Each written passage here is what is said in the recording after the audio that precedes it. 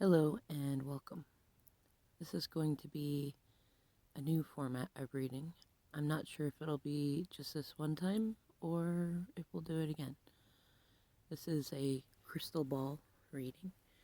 I have a crystal ball that is made from, you'll have to excuse me, my back pain is getting my brain a little noodly. It's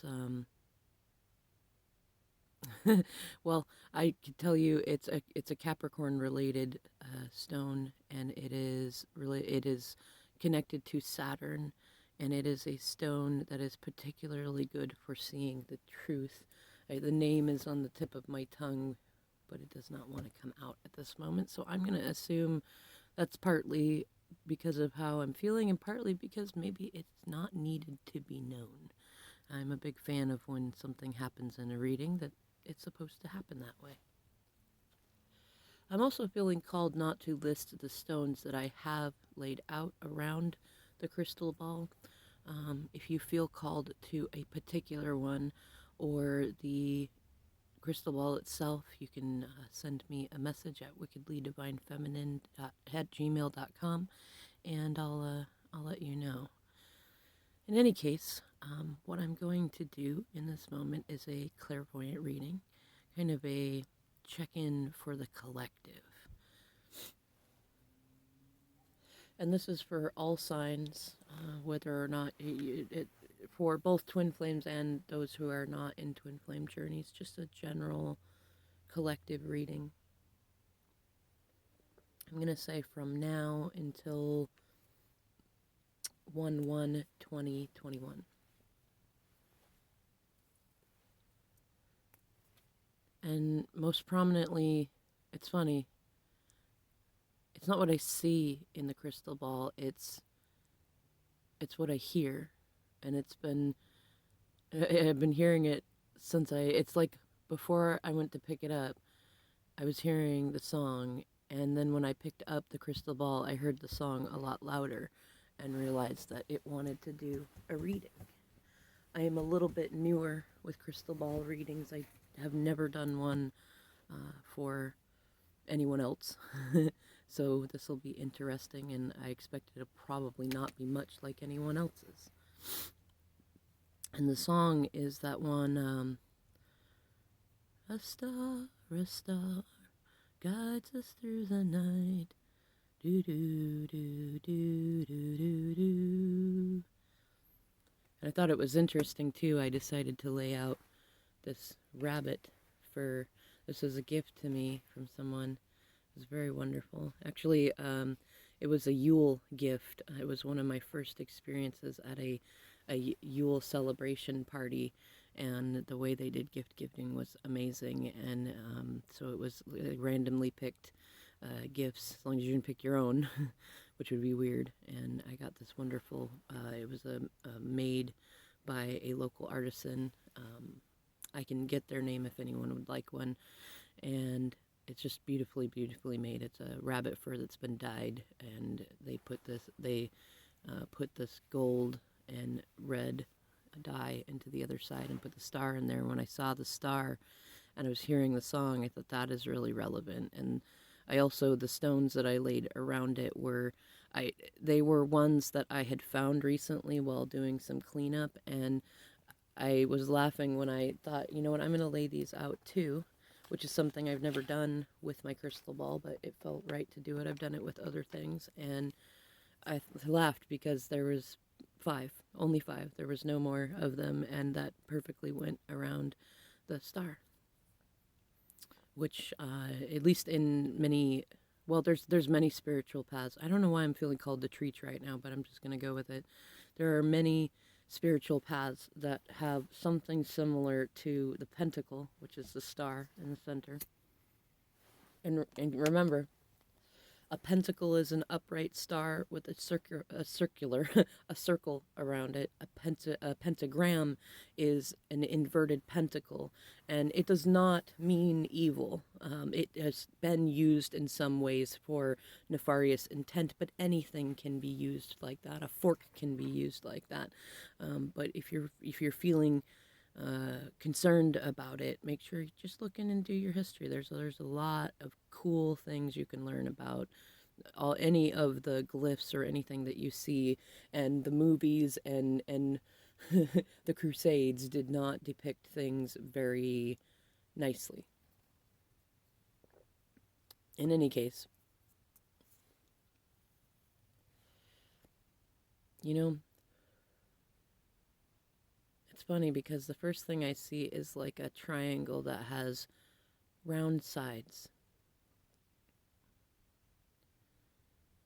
And I can see the Christmas star as well. And what to me looks kind of like, it's funny, it's like the window from the Dr. Seuss books or Dr. Seuss movies, especially The Cat in the Hat, where you see the two kids looking out the window and it's raining and they're like, man, we'd really love to play outside, but it's raining, what do we do? And also from The Grinch, with Cindy Lou Who, you'll see some windows in there.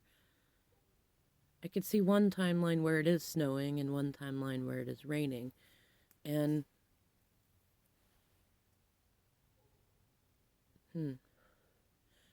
somebody is definitely guided to look at the Christmas star.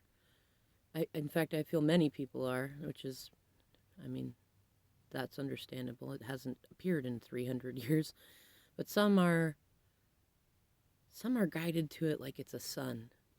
Some are researching it and finding its history goes back before Bethlehem and the three wise men. Some are just called to stare at it and they don't even know that it's the Christmas star. I can see some hands around the outside of it, like it's funny. It's both like somebody is behind it, holding it up like it's levitating between their hands, and in another scenario, somebody is standing here on the earth and holding their hands out towards it as if they, kind of like if you put your index finger and like if you did this, like if you're like, look, I'm touching the moon, but with the star. But it's hands. It's like this, like they're holding it. I think what I'm sensing is that for those who feel called to it, you can look up a ritual that's called drawing down the moon, but you can do something like that for the Christmas star, for the Star of Bethlehem. And I know it has many other names, and I'm feeling really called right now that anyone who feels called to do so should look up its other names and ask Spirit what name it is meant to be known by for you, that there are names specific for you, for this star.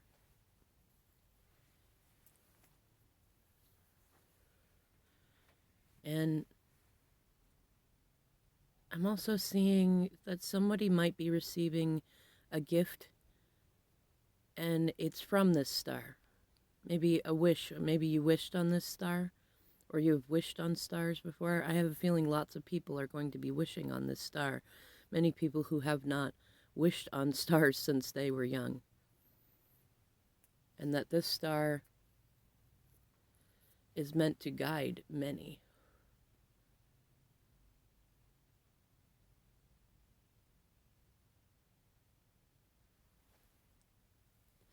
I'm seeing somebody else who may have taken a great risk to go through an airport to come see somebody else. It seems to be a masculine figure who does not like flying. And another who has traveled by boat. They are both fairly far away from the feminine that they're going to visit. I'm getting Capricorn, Virgo, Pisces energy from the masculine. Like Taurus energy from the feminine. Maybe some Cancer energy too. And The boat, it's interesting. I see it. Oh, that's interesting. The boat energy seems like the Six of Swords energy. It's not the plane and the boat. There might be a literal person traveling by plane or boat. In fact, there are many timelines. There are some literal people traveling by that. But I also see attached to the plane is the Eight of Wands. It means communication. It means many thoughts. It means higher thinking. It means ascension. And it's about healing. It's about coming out of a dark place that was went into intentionally to allow healing. To allow healing through the hurting, which has been avoided for a very long time. I see another masculine, in fact I've seen many masculine figures who travel by car. There will be, I want to say for some it's surprise visits. For some it is on Christmas itself. For some it is during Saturnalia. For others it is closer to New Year's. And for others it is just past New Year's. For some it's not completely unexpected, especially for those who have strong third eye sight. Though it was still questionable. It was still there, and it's at times when, it's weird to say, it's at times when the deal was forgotten, when the promise was forgotten, and not in a negative way. Whoever the feminine is on the other side of that is enjoying something, or somehow they were incapacitated, or I want to say like it seems like a spirit surgery of sorts, like anesthetized in some sort of way to quiet the mind and allow manifestation to come in.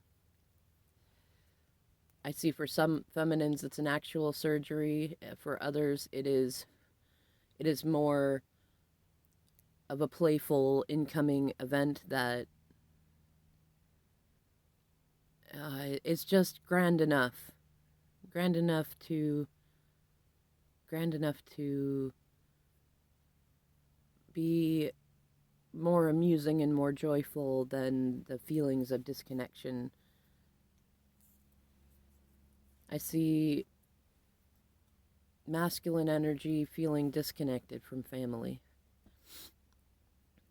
I can see many masculines standing. It's like the moon, the north and the south nodes. One side is always in the light of the sun. One side is always in the shadow. And the masculine energy stands in the shadow, but is reaching towards the light side. And right now it is to them it is a small light. But they are reaching towards it. It is warm. They feel cold, and it is warm, and they want to go towards the warmth.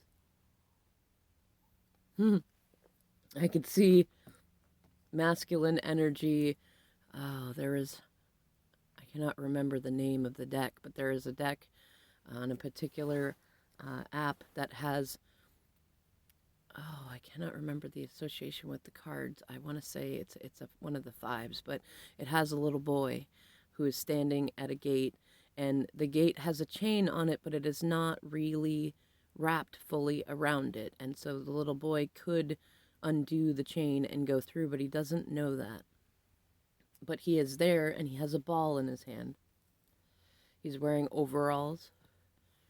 For some, this is an actual child. For others, this is a masculine's inner child, many masculines' inner child. I see it with both changing hair colors and eye colors. One is blonde, blue eyes. Another is dark brown, blue eyes. Another is brown eyes with like a strawberry blonde red. Another is red with green eyes. They are playing with the ball. They are not paying any mind to the fence. In the card, it's about learning that you can go through the gate if you choose to, that you're not really trapped. But in this, what I'm seeing in the crystal ball is that the boy pays no mind to the gate. And now I'm seeing many masculine figures, and some are crawling crawling around the gate through the bushes. They're small enough. They're toddlers, and they, for them, the gate is nothing. The chain and the gate do not matter. If they want to leave, they can go around, and they see it. There are adults around them who do not see it, who are upset that the gate appears to be locked, or that they see that the gate is locked, and that they could undo it, but they feel like victims to the gates, the chain on it, as if the chain is an incredible master that they cannot challenge, even though it lays there. It has no lock on it. It needs no key. But the children, they do not mind. They do not care. They see and do not see. They go around. They play with their balls. I see feminine toddlers also, some also in overalls and some in pretty lacy sundresses, and even this is funny. I see some masculine toddlers who have put on their mother's makeup and have sun hats on and are writing across the pillars on the sides of the gate, and it's gibberish and smiley faces and toddler doodles, and it's beautiful. And they play, and they are enjoying themselves greatly. It seems like in this vision, on one side, it is, I almost want to say summer, but it seems like spring. It's a little wet. The grass is growing quickly. There are blackberry bushes and things growing. And on the other side, it is winter, and there is snow, and a little haphazardly put together snowman, and some sort of adult, almost dressed in. It's like they look like you or I would look, very real, and they are wearing typical clothes, except their shoes are like the Cat in the Hat's shoes, and they have on a smaller version of the Cat in the Hat's hat. It's an androgynous type person, somebody with both masculine, feminine energy, and also not. Somebody who is sometimes masculine and sometimes feminine. It seems like it represents a part of all adults in a way. They have what my kids and I would say, a glumpy face. And I can see, now the vision changes, and I can see three adults. Three adults with their, it's funny, their inner children standing in front of them. Like, almost like standing on their feet, like you would when you were little and you would dance with one of your parents and you'd put your feet on their feet, except for they're not on there, they're just in front of them. And it's funny, the adults are not saying anything. At this point, I see one masculine energy and two feminine energies. Though they keep changing, it's like the masculine energy is not always a man and not always a woman. Same with the feminine energy, but there is always one masculine energy and two feminine energies. And the adult versions of them are just standing there with, it's funny, it's like, I want to say they go between having their arms across their chests, like they're resisting something, and other times when their arms are at their sides. But their inner children, they're standing there, but they are acting something out. It's very interesting. Like, at times they mimic their adult selves with their arms crossed, but their faces, their expressions are clearly angry or resistant or avoidant. And other times they are making faces at each other, and other times they are yelling. Oh man, I feel a slight headache on the left side, just above my left eye. I want to say I have a little dimple there right above the eyebrow. I don't know who that's relevant for, but it doesn't feel like it's for me. But it feels like these inner children want to, They don't want to be standing there in this position, and part of them wants to play with each other, and the other part does not want to play with these other children. And so they feel that they are forced to stand there because their adult selves are standing there. And I can see them turning and trying to get attention from their adult selves, but the adult selves are resisting and not listening, and so the inner children are acting out. And now they have broken free, kind of like as if your shadow had broken free, and I just saw 2020 on the clock. They're not going far, but they are chasing each other. They are tripping the adults. They are knocking them over as if they have become a stronger energy than the adult energy, and the adults are frustrated in this situation. And again, I can see the Bethlehem star. I can also see Sirius, the dog star, and the Pleiades constellation. And a turtle, strangely enough, but like a cartoon drawing of a turtle. Oh, that's funny. I can't see it in the crystal ball, but the image that came to my mind from the turtle was also a drawing of a hare. It's a tortoise and the hare, the parable. You might look into that. I'm also seeing something I read about before, which was the scorpion and the frog. You might also look into that. I think what I am seeing is that for up until 1/1/2021, there will be a lot of energy to do with our inner children. Healing of our inner wounds and teachings of lessons, especially as 2021 has to do with the Hierophant and the collective versus the individual. What we've been conditioned to believe versus what our heart knows is true. Our adult selves versus our inner children.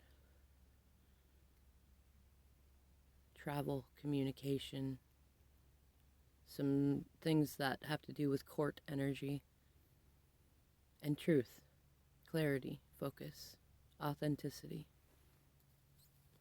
The tortoise was authentic. It did not hide that it was slow. The hare was fast and everybody knew it, 2222, though it was arrogant, and it thought that it was better than everyone, and it could flout and show off, and it learned a hard lesson in the race with the tortoise. The scorpion is not always the villain in the story of the scorpion and frog, because there is a version where the frog had already been stung by a previous scorpion and found its way to a new one that knew it needed to be stung again in order to be healed, like an anti-venom.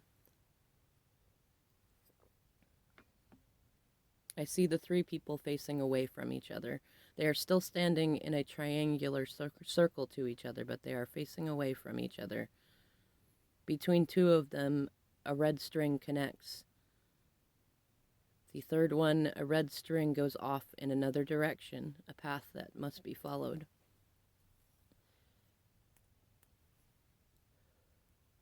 I see between the two that are connected, the feminine energy. There is great abundance that is going to come in financially and socially. And it will uplift the two of them. She is the only one who is dancing delightfully with her inner child. The masculine energy is still having a hard time accepting his inner child, but his inner child is more persistent and more passionate than he is. And eventually, I see that he gets the masculine into a tickle fight and wins, so to speak. And they join together in union with the 3D, the 5D, and the inner child. I'm feeling called to end this reading here and maybe do some more later. I hope that you enjoyed this reading. Let me know in the comments below, and I'll catch you next time.